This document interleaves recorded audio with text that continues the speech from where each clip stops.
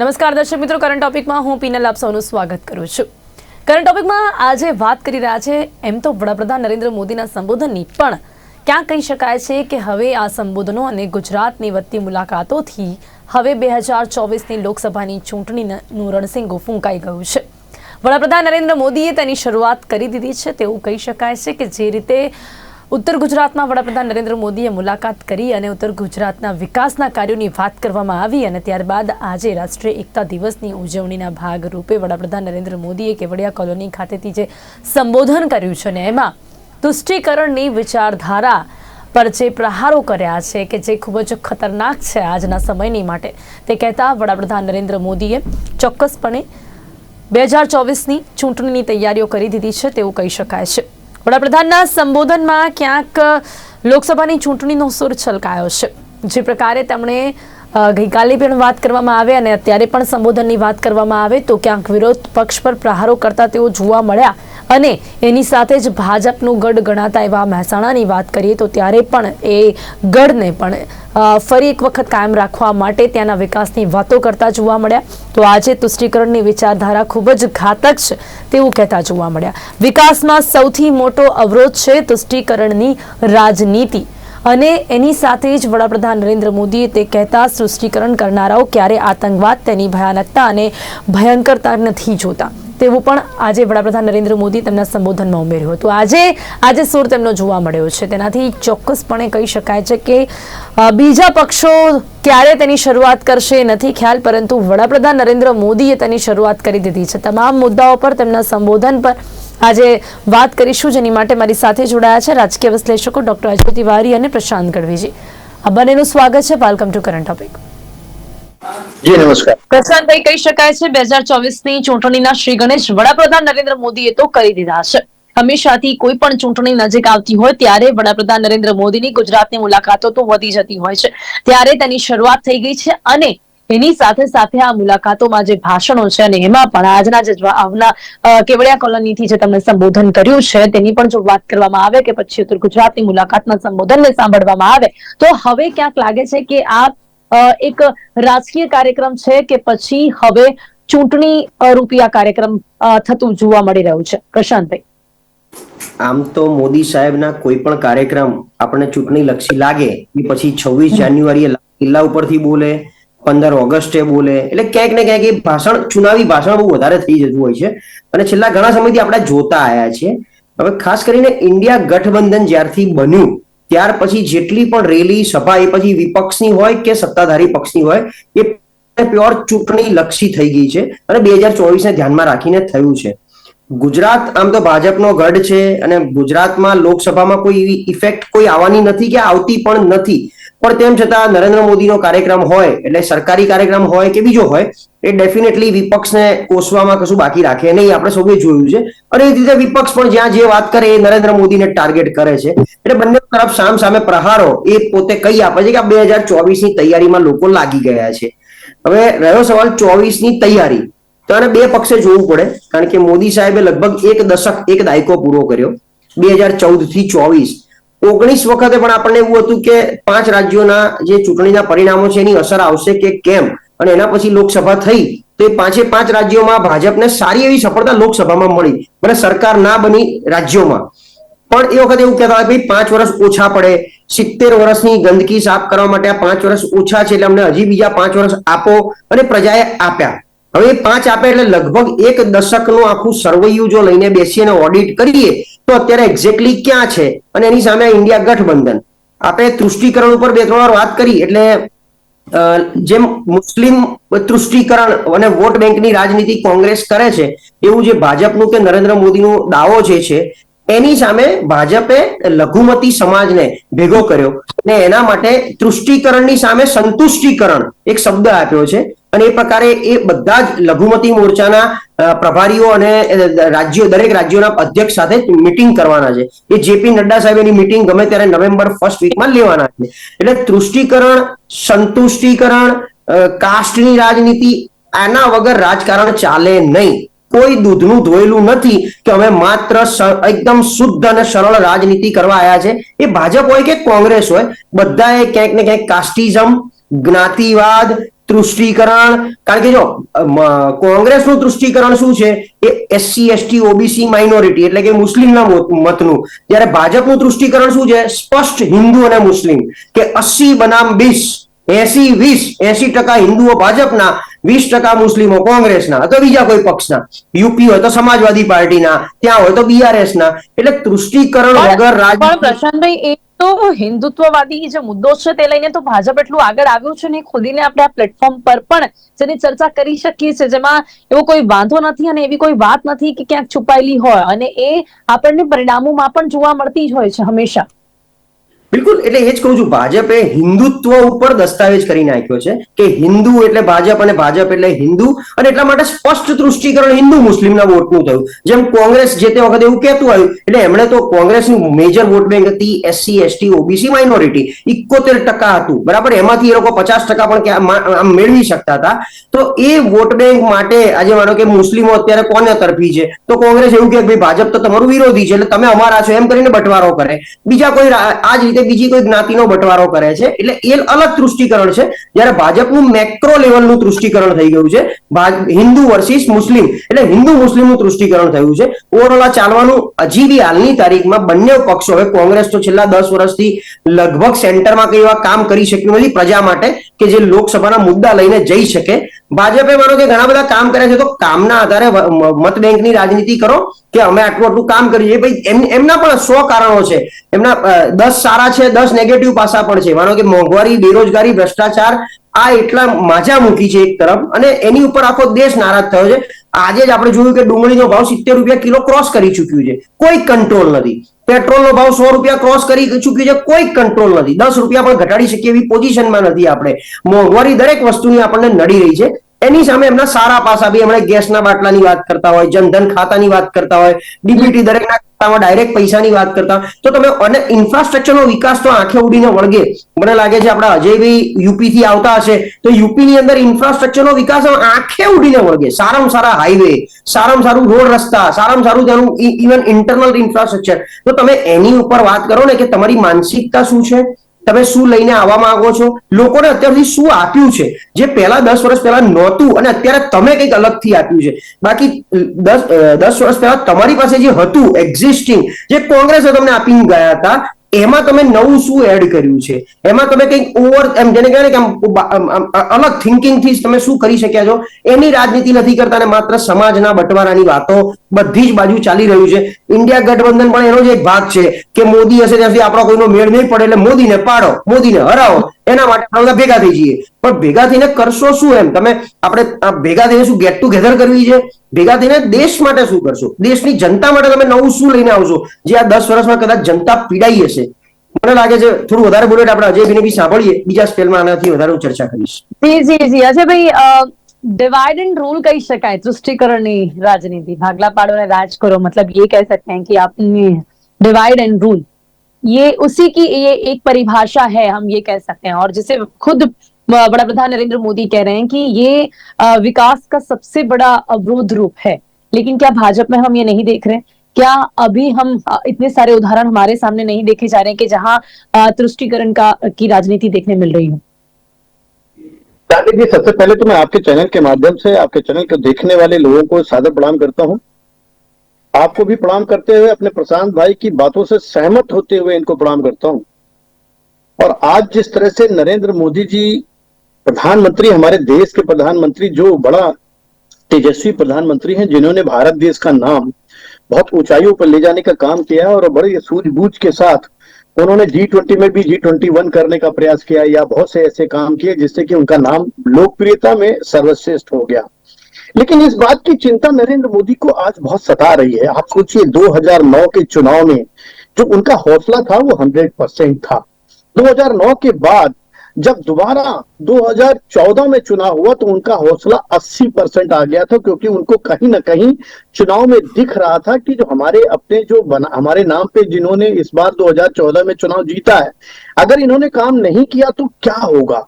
फिर 2019 में आ जाइए. 2019 में जो उनकी लोकप्रियता थी वो तो वहीं बरकरार रही, लेकिन उनके नाम पर जीतने वालों ने भारत के कई राज्यों में सही ढंग से विकास करने का काम नहीं किया, जनता से जुड़ने का काम नहीं किया, जिसका खामियाजा आज नरेंद्र मोदी को साफ दिख रहा है। इतना साफ दिख रहा है कि आपको याद होगा शालिनी जी, 15 अगस्त के पहले ही नरेंद्र मोदी जी ने लोकसभा के सभी सांसदों को बुलाकर एक मीटिंग की और उस मीटिंग में कहा कि आप लोग जनता से जुड़िए, यदि आप लोग जनता से नहीं जुड़ेंगे तो आप अपनी टिकट को पक्की मत समझिएगा। इसका मतलब कहीं ना कहीं नरेंद्र मोदी जी को ऐसा लगा था, उनकी घबराहट दिख रही थी कि ये सांसद ये काम नहीं कर रहे हैं ठीक से, जिसकी वजह से हमारी लोकप्रियता तो ठीक है बट हमारे नाम पर चुनाव जीतकर जनता से दूर हटने में उनकी लोकप्रियता भी कमजोर होगी और आने वाले 2024 के चुनाव में हमारे लिए खतरा भी पैदा हो सकता है। और उस खतरे की शुरुआत आप देखिए, हिमाचल प्रदेश कांग्रेस का जीतना, चाहे जैसे जीतना, फिर आप देखिए कर्नाटक का जीतना, वो भी कांग्रेस के लिए बलशाली वजह कि कांग्रेस के लोगों में, कांग्रेस के जो भी लीडर्स हैं उन्होंने सही ढंग से जनता के बीच जाकर जन आंदोलन करने का काम नहीं किया है। लेकिन कांग्रेस की इसमें कहीं कोई ऐसी अच्छाई नहीं दिख रही है कि उसने बहुत पुरजोर तरीके से जनता के हित में बात करने की कोशिश की हो, चाहे वो मणिपुर का केस हो, चाहे बेरोजगारी का हो, चाहे महंगाई का हो, चाहे किसी का हो। प्रशांत जी, आप समझ सकते हैं कि भारतीय जनता पार्टी के लोगों की कमजोरी की वजह से आज कांग्रेस नहीं तो अजय जी, यहाँ पर बात एक ये भी है ना कि बीजेपी भी ऐसे ही आगे आई है। कांग्रेस की कमजोरी की वजह से ही लोग बीजेपी की तरफ मुड़ते हुए दिख रहे हैं। हम काफी समय से ये चीज देख रहे हैं कि अगर बीजेपी कहीं नहीं कुछ करती है तब भी लोगों के पास ऑप्शन ही नहीं है, तो वो देख के ही लोग बीजेपी की तरफ झुकते हुए देखने मिले हमें। नहीं शालिनी जी, उसमें एक अलग मैटर है। उसमें एक अलग मैटर ये है शालिनी जी कि भारतीय जनता पार्टी के साथ जो आरएसएस जैसी संगठन, ऐसा आरएसएस जैसी संगठन जो 1925 से बनी हुई है और आज उसने अपना हिंदुत्व पे बड़ा अच्छा असर छोड़ रखा है। एक जमाने में ऐसा हुआ करता था जब आरएसएस को भी लोग इनकार कर दिया करते थे, उससे जुड़ते नहीं थे, पर आरएसएस आज ऐसा आरएसएस हो गया है जिससे हिंदुत्व तबके का नौजवान भी जुड़ रहा है और सीनियर्स भी जुड़ रहे हैं, बुजुर्ग भी जुड़ रहे हैं। मुझे याद है, अच्छी तरह से याद है कि इसी भारतीय जनता पार्टी के जन्म के बाद सन 1982 के बाद 10 साल तक भारतीय जनता पार्टी का झंडा ढोने के लिए भी कार्यकर्ता नहीं मिलता था। कांग्रेस का इतना वर्चस्व था। आप बिल्कुल ठीक कह रही हैं कि कांग्रेस के इन्हीं सब कारणों की वजह से भारतीय जनता पार्टी आई है। जैसे एग्जाम्पल के तौर पर भारतीय जनता पार्टी ने जब 2009 से पहले गैस का प्रोपेगेंडा शुरू किया, गैस महंगा हो गया जिसके लिए आंदोलन किया, प्याज महंगा हो गया जिस पर सरकार गिरा दी। ऐसी स्थिति में आप सोचिए, भारतीय जनता पार्टी के लोगों ने जिस तरह से आंदोलन किया, जनता के दिल को जीतने का काम किया। नरेंद्र मोदी की अपनी एक छवि थी, आरएसएस ने बिठाने का काम किया और नरेंद्र मोदी जी प्रधानमंत्री गए। ठीक वही कारण आज हो गया। मैंने कई बार कहा है कि यदि प्याज पे सरकार गिर सकती है तो टमाटर पे सरकार क्यों नहीं गिर सकती है। और अगर आपको मालूम है, कांग्रेस के लोगों को यह पता है कि उससे बड़ी मजबूत विपक्ष पार्टी कोई नहीं है, तो आपने जनता के लिए आंदोलन क्यों नहीं किया? क्यों नहीं मणिपुर पर सही ढंग से दिल्ली के तभी तो कांग्रेस एक मजबूत विपक्ष पार्टी भी नहीं रही, उसमें भी और उन्हें ठीक कह रहे हैं, मजबूत होते हुए भी ये मजबूत नहीं रही। जो व्यक्ति मणिपुर जैसे कांड पर भी अगर अपनी सही ढंग से पुरजोर कवायद नहीं कर सकता है, सहमति नहीं ले सकता है, देश के दिलों को नहीं जीत सकता है, वो जो जीतने का काम कर रहे हैं। अब आप सिर्फ इतना ही जान लीजिए कि बीजेपी के विधायकों और सांसदों की कमजोरी की वजह से कांग्रेस कहीं ना कहीं मजबूत हो रही है। साली इसमें एक चीज और भी है, वो 2024 के चुनाव में जो ये 5 राज्यों का चुनाव है, ये 5 राज्यों का चुनाव जो मध्य प्रदेश, राजस्थान, आपका छत्तीसगढ़, तेलंगाना और मिजोरम, आप देखिए इसमें भी शालिनी जी बहुत मोदी जी को चिंता है। अगर मध्य प्रदेश हारते हैं, अगर मध्य प्रदेश किसी कारणवश ये हारते हैं तो 29 लोकसभा की सीट मध्य प्रदेश में है। अगर राजस्थान हारते हैं 25 लोकसभा की सीट है। ठीक इसी तरह से अगर छत्तीसगढ़ और तेलंगाना, देखिए आज जो भारतीय जनता पार्टी अपने आप को सांसदों को उतारकर लोगों के बीच में चर्चा का विषय, मंत्रियों को उतारकर, और जो चर्चा का विषय बनी, मध्य प्रदेश को कैसे भारतीय जनता पार्टी ने अपनी सरकार बनाई ये सभी जानते हैं, कांग्रेस ने किस तरह से अपना काम किया ये सभी जानते हैं। और आज के चुनाव में जो अभी राजस्थान का प्रलोभन देखिए, आप देखिए वहां राहुल गांधी जी भी गए और लोग भी गए, किस तरह से गैस का 500 रुपया और किस तरह से बांटने का काम किया है, बिजली 2 यूनिट 200 यूनिट फ्री करने का काम किया है। तो ये सारे सिस्टम को देखते हुए कहीं ना कहीं कांग्रेस अपने पैतरे को अपना रही है। और अगर बीजेपी हारती है तो लगभग 60 सीटों का नुकसान, आप सोचिए 60 लोकसभा सीटों का नुकसान, क्या यह चिंता का विषय नहीं होगा भारतीय जनता पार्टी के लिए? क्या ये नरेंद्र जी, मोदी की बिल्कुल। चिंता का विषय अजय नहीं जी, होगा? और इसी चिंता की विषय की वजह से आज उस हड़बड़ाहट में जो उन्होंने बोला है, जो उन्होंने शब्द का प्रयोग किया है कि मुझे इस गठबंधन को तोड़ देना चाहिए, वो तुष्टीकरण की जो उन्होंने बात की है, ये शोभनीय बात नहीं है। ये शोभनीय बात सिर्फ इसलिए नहीं है कि आज ऐसा लग रहा है कि नरेंद्र मोदी जी की घबराहट दिख रही है कि उनके પ્રશાંતજી, ही આપને लोगों લાગે ने કે આ એક ગભરાટમાં બોલાયેલા શબ્દો છે? કારણ કે વડાપ્રધાન નરેન્દ્ર મોદીને આપણે બહુ જ સારી રીતે ઓળખીએ છીએ અને ભલે આપણે કેટલાય એમએલએસ ની વાત કરીએ, કેટલાય બીજેપી ના નેતાઓની વાત કરી લઈએ, પણ દિલ જીતવાની વાત હોય ને ત્યારે વડાપ્રધાન નરેન્દ્ર મોદી એકલા પણ સમગ્ર દેશની જનતાનું દિલ જીતી શકે છે. એમને બહુ જ સારી રીતે ખ્યાલ છે શું બોલવું અને ક્યારે બોલવું અને કેમ બોલવું, એનું કેલ્ક્યુલેશન ચોક્કસપણે એમના મગજમાં રહેતું હોય છે. ને આજે જ્યારે તુષ્ટિકરણની વાત કરતા હોય તો આ એક તમામ રાજકીય સમીકરણોને ધ્યાનમાં રાખીને બોલાયેલા શબ્દો છે કે પછી ગભરાટ? પ્રશાંત, જો ચોક્કસ ગભરાટના એટલા માટે કહી શકાય કે આમ જોવા જાવ તો બીજેપી અને બીજેપી વર્સિસ ઓલ નું લોકસભામાં 100-0 થી કાઉન્ટડાઉન શરૂ થાય છે. 100-0 એટલે યુપીની 80 અને ગુજરાતની 26. આ એક થોડી છે કારણ કે યુપીમાં હજી બી 80 બનામ 20 નું ફેક્ટર કામ કરે છે. તેમ છતાં સમાજવાદી પાર્ટી 111 સીટ સાથે વિરોધ પક્ષમાં બેઠું છે ત્યાંની વિધાનસભામાં.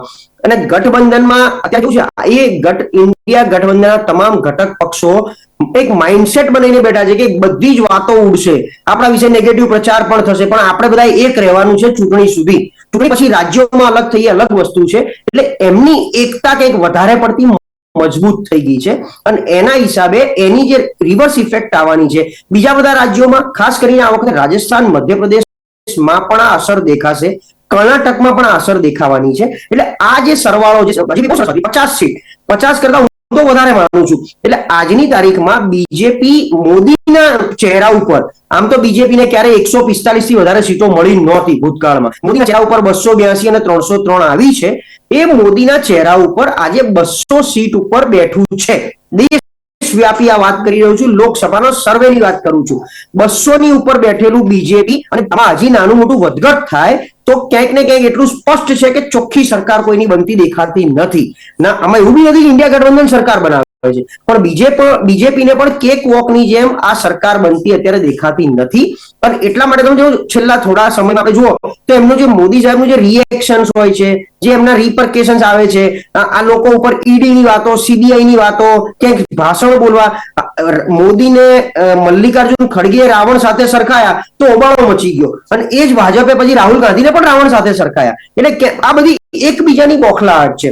વત્તા 5 રાજ્યોના જે ચૂંટણી થવા જઈ રહ્યા છે એમાં અત્યારે બધે ઇમેજ નેગેટિવ ગઈ. આમ તો ગઈ વખતે પણ સરકાર નહોતી જ બની એકમાં, મધ્યપ્રદેશ તો પાછળથી છીનવી લીધી. આ વખતે સ્પષ્ટ દેખાય છે કે મધ્યપ્રદેશ, રાજસ્થાન, છત્તીસગઢ એવી રીતે કોંગ્રેસ મેજોરિટીથી આવશે કે ક્યારેય સરકાર તોડી નહીં શકાય. તો મોદી સાહેબના ચહેરા આ જો રાજ્યોના ઇલેક્શન જીતી ના શકાતા હોય તો લોકસભા શું ખાલી મોદી સાહેબ પોતાના સ્વાર્થ માટે લડી રહ્યા છે? આ એક બહુ મોટો ક્વેશ્ચન માર્ક આરએસએસ પર ઉભો થયો છે. પહેલું. બીજું કે આ ચૂંટણીઓ એટલે આ જે 5 રાજ્યોના પરિણામો જે કંઈ આવે એની વિપરીત અસર થાય, પણ ઓવરઓલ આ એમના ચહેરા ઉપર આ ચૂંટણી જો લડવા જાય તો તકલીફ પડે એવું છે. એ ગભરાટ ક્યાંક ને ક્યાંક એના, અને તમે સમજો 5 રાજ્યોમાં પહેલા બધી જગ્યાએ જવાના હતા મોદી સાહેબ, અચાનક એમણે રાજસ્થાન, મધ્યપ્રદેશના બધી ટ્રીપ કેન્સલ કરી નાખી, સભાઓ કેન્સલ થઈ ગઈ છે. હવે બધું જેપી નડ્ડાના ચહેરા ઉપર લડાઈ રહ્યું છે. તો કેમ આગળ કર્યા? ત્યાં શું સર્વે બોલી ગયા છે? ત્યાં સ્પષ્ટ ચિત્ર આવી ગયું છે બહાર કે ભાજપ જીતી નથી રહ્યું? આ બધું ક્યાંક ને ક્યાંક એક બોખલાટ વત્તા એમનો જે ટાર્ગેટ છે 24 ની લોકસભા, એમાં પણ શું આવું ચિત્ર સ્પષ્ટ થઈ ગયું હોય તો જેપી નડ્ડાજીને આગળ કરવું એ શું આપણને સંદેશો આપે કે ક્યાંક બીજી રીતે પ્રયાસો કે પછી હારનો દોષનો ટોપલો નથી લેવો? આગળ જતા તકલીફ પડે તો નડ્ડા સાહેબ આગેવાની, પોતે આમ બી રાષ્ટ્રીય અધ્યક્ષ છે, અને વત્તા વિધિન બીજેપી, વિધિન આરએસએસ પણ એક બહુ મોટો નેગેટિવ સૂર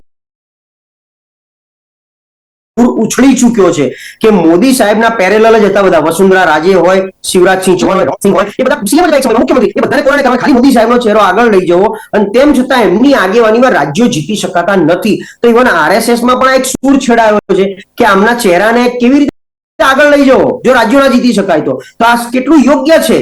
એટલે ખરેખર આ વસ્તુ આટલા હાથે જો જતી હોય તો ઇવન મોદી સાહેબને પણ અંદર પ્રેશર હશે, કારણ કે અત્યારે ભાજપમાં કોઈ કહી શકે એવું રહ્યું નથી મોદી સાહેબને, પણ આરએસએસ હજી પણ 5-10 વ્યક્તિઓ એવા છે જે મોદી સાહેબને ટપારી ટકોરીને કહી શકે, સલાહ સૂચન કરી શકે, અને એ પ્રેશરના હિસાબે આ બોખલાટ એમની વાણીમાં સભાઓમાં આવી રહી છે કે આ જો ગયું તો 24 પછી શું. આપણે એવું કહેતા જ નથી કે આમાં કમ્પલસરી બીજેપી હારી રહ્યું છે, પણ पॉजिटिव बताई शकिए अजय जी, हम इसे पॉजिटिव क्यों नहीं ले सकते? उन्होंने कहा है कि तुष्टीकरण जो भी लोग जो ये राजनीति को अपनाते हैं वो मानवता के दुश्मन है.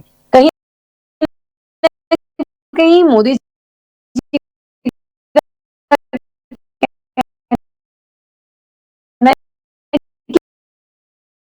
विकास की राजनीति को ज्यादा प्रोत्साहन दिया जाए, ज्यादा महत्व दिया जाए और तुष्टीकरण की जो राजनीति है उसे खत्म किया जाए, तो कैसी पॉजिटिव इंपैक्ट देखने नहीं मिल सकती है जी? ये बिल्कुल हो सकते हैं, लेकिन देखिए आज की डेट में भारत देश के ऐसी विडंबना बन गई है, ये लोकतांत्रिक देश है, इस लोकतांत्रिक देश को जनता को, लोकतांत्रिक देश की जनता को इस तरह से मोड़ दिया गया है,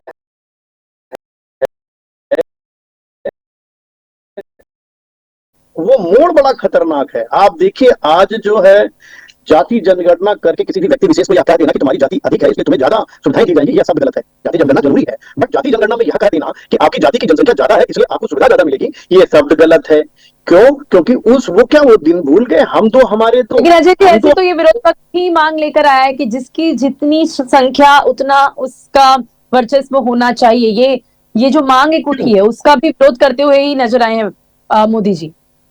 नहीं, बिल्कुल ठीक नजर आए हैं. इस बात के लिए तो मैं तारीफ करूंगा कि आप ही बताइए कि क्या जब इंदिरा गांधी जी ने के समय में वो नसबंदी का कार्यक्रम हुआ था और उसमें ऐलान हुआ था हम दो हमारे दो का सिस्टम बनाया गया था, हम दो हमारे दो के सिस्टम के हिसाब से जो कुछ सवर्ण जाति के लोग थे या कुछ अन्य बैकवर्ड या और जाति के लोगों थे जिन्होंने हम तो हमारे दो पर अमल किया, और आज जनसंख्या के तौर पर देखा जाए जिस व्यक्ति की जनसंख्या चाहे वो किसी भी जाति का हो, अब जनसंख्या ज्यादा होने का मतलब ये तो नहीं है कि आप उसको सुविधा ज्यादा देंगे, ऐसा नहीं है. जो व्यक्ति व्यक्तित्व से अच्छा हो, जो व्यक्ति अपने संस्कृति से अच्छा हो, पढ़ाई से अच्छा, जो जैसा कर रहा है उसको वैसा मिलना चाहिए. ये तो तरीका ठीक नहीं है. आप देखिए अंबेडकर जी के उस आरक्षण से किसको आरक्षण मिल गया, आरक्षण मिला किसको, ये देखिए. आज 70 साल चिल्लाते हैं, 70 साल में आरक्षण मिलने के बाद भी अगर आप देश को कमजोर कर रहे हैं तो ये तो आपकी कमी है. अब नरेंद्र मोदी जी कहते हैं कि हमने 80 करोड़ जनता को 5 किलो अनाज दिया. हमें तो शर्म आती है कि 80 करोड़ जनता को अनाज देकर के आप साबित करना चाहते हैं कि 130 करोड़ की जनता के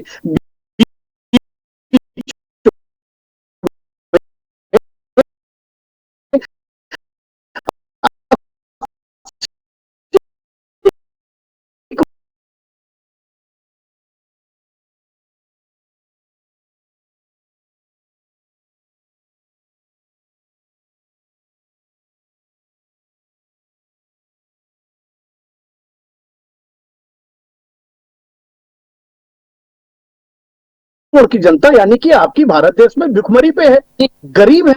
तो ऐसी स्थिति में देखिए आज जो हमारा देश चल पड़ा है वो बाहुल्य का हो गया है. हिंदू बाहुल्य, मुस्लिम संस्कृति है, भारत देश की संस्कृति है, हिंदुत्व की संस्कृति है. तो इस संस्कृति को अपनाने का मतलब ये नहीं है कि हम किसी अन्य जाति या अन्य धर्म के व्यक्तियों की तुष्टीकरण करें. आप देखिए देखिए मान लीजिए थोड़ी देर के लिए कि बाहुल्य की बात करते हैं, हिंदू बाहुल्य, मुस्लिम बाहुल्य, लेकिन मैं ऐसा मानता हूं कि अभी कुछ लोग भारत देश में जब से कोरोना आया है या जब से एक व्यक्ति ने भारतीय प्रवासी परिषद का निर्माण करके प्रवासियों को जगाया है, उसके हिसाब से देखा जाए तो भारत देश के 80% राज्य में प्रवासी बाहुल्य राज्य बन चुका है. क्या आपको नहीं पता है कि गुजरात के अंदर 3 करोड़ प्रवासी रहते हैं? क्या आपको नहीं पता है कि महाराष्ट्र में 13 करोड़ प्रवासी रहते हैं? वो प्रवासी का शब्द मैं क्यों कह रहा हूं? मैं इसलिए नहीं कह, प्रवासी शब्द आने से जाति नहीं दिखती, धर्म नहीं दिखता. वासी कौन? जो जहां का वासी है, और प्रवासी वो जो एक राज्य से दूसरे राज्य में रहकर राज्य के विकास के योगदान में नौकरी व्यापार कर रहा है, और अप्रवासी वो जो विदेश में रह रहा है. ऐसी स्थिति में प्रवास देखिए, प्रवासी बाहुल्य है, लेकिन इन प्रवासी बाहुल्यों को भी वजन नहीं दिया जा रहा है। आप ही के गुजरात के अंदर कोई सूरत में किसी को भट्टी में झोंक देता है, कोई आपको भुज के पास देखिए फैक्ट्रियों में प्रवासियों को मार देता है, महाराष्ट्र में लोग प्रवासियों को मार देते। क्या भारत देश का व्यक्ति भारत का नागरिक नहीं है? क्या भारत का व्यक्ति तो बाहुल्य सिस्टम करने का जो ये होड़ लगी हुई है ना, जाति बाहुल्य, धर्म बाहुल्य, वासी बाहुल्य, प्रवासी बाहुल्य, कह सकते बाहुल्य हैं ठीक नहीं है। हमें राजकारण में ये देखने मिल रहा है। माफ कीजिएगा, समय થોડા કમ है ત્યારે આજે ખાસ છે વડાપ્રધાન નરેન્દ્ર મોદીના સંબોધન પછી જે આ તુષ્ટિકરણની રાજકારણ છે તેના પર જે સવાલો ઉભા થઈ રહ્યા છે એમાં ક્યાંક ને ક્યાંક આપણે એ પણ માનવું પડે કે ભારત દેશના બધા જ ધર્મના અને જાતિના લોકો હળીમળીને રહેતા એવી જ જગ્યા ઉપર આ પ્રકારના રાજકીય સવાલો ચોક્કસપણે ઉભા થાય, પરંતુ ક્યાંક ને ક્યાંક જે જનતા છે ને એટલે આપણે પોતે છીએ એ પણ આપણી વિચારધારા બદલી અને ક્યાંક જ્યારે આપણે આપણા પ્રતિનિધિને પસંદગી કરતા હોઈએ ત્યારે એક આ વિચારધારાને નેવે મૂકીને જો પસંદગી કરીએ તો કદાચ આપણે પણ આ તુષ્ટિકરણનું જે રાજકારણ છે તેને આપણામાંથી દૂર કરી શકીએ છીએ. સમય સમાપ્ત થાય છે. પ્રશાંત જી, આપની ચર્ચામાં જોડાયા બદલ આપનો ખૂબ ધન્યવાદ. Thank you so much.